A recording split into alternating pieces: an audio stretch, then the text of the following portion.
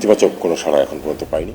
বাংলাদেশের সর্বোচ্চ আদালত থেকে দণ্ডপ্রাপ্ত আসামি শেখ হাসিনাকে দেশে ফেরানোর বিষয়ে ভারত সরকারের কাছে অনুরোধ জানালেও এখন পর্যন্ত কোনো ইতিবাচক সাড়া পাওয়া যায়নি বলে জানিয়েছে পররাষ্ট্র উপদেষ্টা মোহাম্মদ তৌহিদ হোসেন। শুক্রবার সকালে রংপুর সার্কিট হাউসে সাংবাদিকদের সঙ্গে মতবিনিময়কালে তিনি এ তথ্য জানান।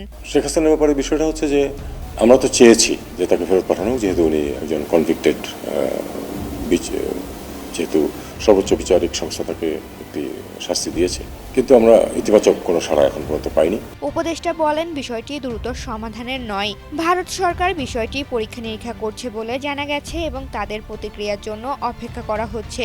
এই ধরনের ঘটনায় তো চট করে একদিনে 7 দিনে কোনো পরিবর্তন ঘটে না। আমরা অপেক্ষা করব, দেখি কি ভারতীয় কর্তৃপক্ষ থেকে কি পাওয়া যায় রিয়াকশন। একটা রিয়াকশন আমরা দেখেছি, সেটা হলো তারা পরীক্ষা নিরীক্ষা করে দেখছে, এরকম একটা কথা আসছে আমাদের। দেখুক, তারা পরীক্ষা নিরীক্ষা করে দেখুক। উপদেষ্টা আশা প্রকাশ করেন, নির্বাচিত প্রতিনিধিদের হাতে দায়িত্ব হস্তান্তরের পর তারা যেন দ্রুত দেশকে কাঙ্ক্ষিত পথে এগিয়ে নিয়ে যেতে পারেন এবং ভবিষ্যতে যারা ক্ষমতায় আসবেন তারা যেন সমতা ও সুষম উন্নয়ন নিশ্চিত করেন। ঋতুপর্ণা, জনকণ্ঠ।